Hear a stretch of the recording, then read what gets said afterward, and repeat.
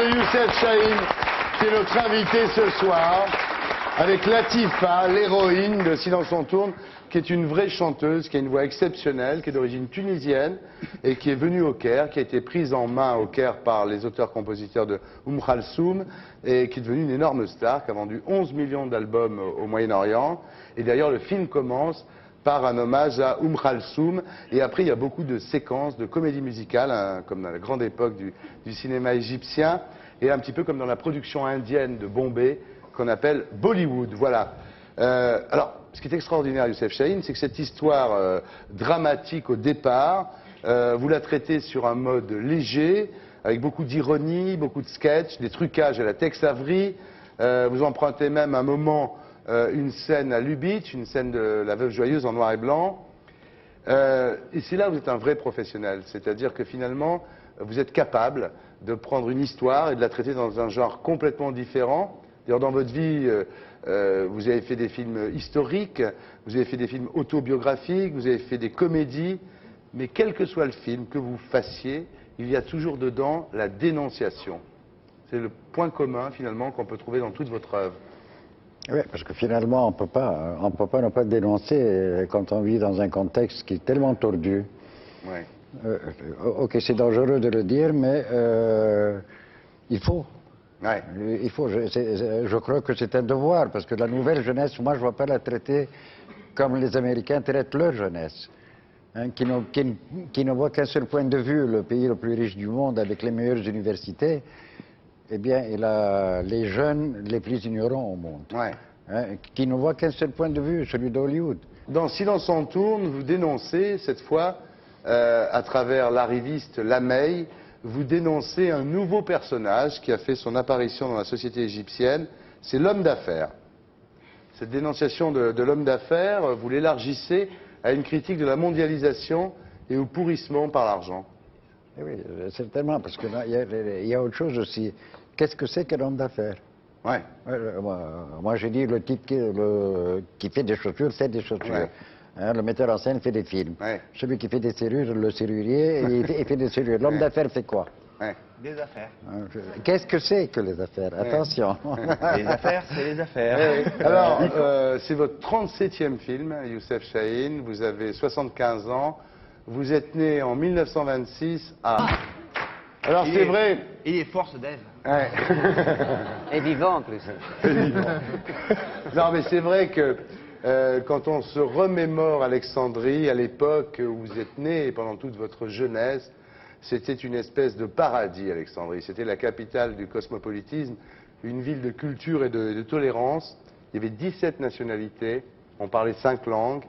Il y avait des Maltais, il y avait des Grecs, il y avait des Italiens, il y avait des Arméniens, et surtout une cohabitation parfaite entre les Juifs et les Arabes. Ah oui, parce que on s'est jamais posé cette question. Tu es quoi? On s'en fout comment elle prie. Ouais. Si elle est jolie, elle est jolie. Voilà. On l'a vu. Voilà. Oui, Et c'est vrai que vous avez été élevé en... C'est très important parce que vous avez connu cette espèce de jardin d'Éden avant la pomme. Alors vous étiez catholique. Vous êtes catholique d'ailleurs, votre père d'origine libanaise, levantin comme on disait à l'époque, avocat établi à Alexandrie. Votre mère est d'origine grecque et syrienne, demi-grecque. Vous êtes élevé dans l'école catholique et puis vous allez au prestigieux Victoria College où allait toute la gentry d'Alexandrie. Et rapidement, vous êtes influencé par l'opérette française. Il faut savoir que Youssef Chahine a été influencé par Henri Garat, Avoir un bon copain, Voilà. par Milton, j'ai la rate qui se dilate, et puis par le cinéma américain. Ouais. À 14 ans, Youssef Chahine, donc dans sa bonne ville d'Alexandrie, rêve de danser comme Gene Kelly. Et d'ailleurs, après un an d'université à Alexandrie, vous partez à Los Angeles pour apprendre, pour voir comment ça se passe, pour apprendre le métier d'acteur, pour voir comment on réalise des films. Et quand vous revenez au Caire, vous rentrez rapidement dans le milieu du cinéma Kérot, qui à l'époque est très florissant, et vous commencez à faire des films. Voilà. Alors je dis ça parce que voilà, c'est les deux Éden disparus de Youssef Chahine. C'est-à-dire d'une part Alexandrie, cette ville où tout le monde s'entendait bien, où une espèce de Babel réussi, où toutes les communautés s'entendaient bien, et puis les Américains, l'Amérique, pays du rêve. Non. Non. Tant que ça vit dans mon cœur à moi, en tout cas, Oui. hein, et tant que je fais des films, je continue à envoyer Alexandrie aux autres. Ouais. En tous les cas, Alexandrie, ben, ça commence à aller mal quand Nasser, le De Gaulle arabe, signe un petit peu la fin de ce monde en nationalisant le canal de Suez, ce qui était une très bonne chose. Mais c'est vrai qu'à ce moment-là, beaucoup de gens s'en vont d'Alexandrie. Beaucoup d'étrangers quittent Alexandrie à ce moment-là. Ouais, tous les copains qu'on attendait à ce qu'ils deviennent des gens très très importants, des politiciens et tout ça, c'est pour ça que mon père a beaucoup souffert pour m'envoyer dans Ouais. cette grande école où, Ouais. où il y aura tous les chefs de l'avenir. Ouais. Eh bien, ils ont tous quitté, il n'y avait plus rien, Ouais. il n'y avait que moi. Ça, c'est la fin d'Alexandrie. Et puis, concernant les Américains, c'est vrai que vous avez de plus en plus souffert du mépris qu'ils ont pour les autres cultures que la leur. Et ça brise un petit peu le mythe aussi. Par exemple, vous avez fait un film formidable qui s'appelle Le Destin, dans lequel vous montrez très précisément comment les intégristes pratiquent de véritables lavages de cerveau sur les jeunes qu'ils recrutent. Ça vous est arrivé d'ailleurs avec un acteur à vous qui en 3 semaines est devenu une espèce de zombie, qui commençait à vous juger, qui commençait à vous regarder différemment. Eh bien, ce film, Le Destin, qui aurait pu ouvrir les yeux de beaucoup de monde, aux États-Unis, personne ne l'a vu. Malheureusement, non. Maintenant, j'essaye, parce que s'il l'aurait vu, Ouais. il prédisait un tout petit peu ce qui est arrivé. Comment on fait un lavage de cerveau contre lequel ils sont en train de se battre maintenant? Ouais. Ben, ils auraient pu voir les mécanismes de ça. Ouais. Youssef, ce mépris, cette arrogance des Américains est reprise en Europe par Berlusconi quand il parle de civilisation occidentale supérieure. Et vous dites, quand j'entends ça, je me sens devenir terroriste. Et pourtant, au départ, vous n'êtes vraiment pas un terroriste. Non, premièrement, j'ai dit quelque chose. J'ai dit que c'était un singe, parce Ouais. que pour qu'il parle comme ça, c'est absolument illogique. Ouais. Hein, Ouais. Mais d'une façon générale, vous ne trouvez pas que Bush, maintenant qu'il a gagné la guerre en Afghanistan, vous ne trouvez pas qu'il devient arrogant comme il l'était avant le 11 septembre? Ah oui, ça c'est sans le moindre doute, on le connaît, parce que je connais assez bien mon Américain.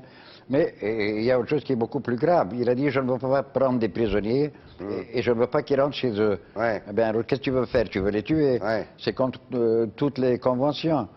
Et il veut faire des tribunaux militaires. Ouais. Quand il y a eu l'attentat du World Trade Center le 11 septembre dernier, est-ce que vous avez pensé à un moment, ils l'ont bien mérité, finalement? Non, on ne peut pas devenir inhumain à ce point.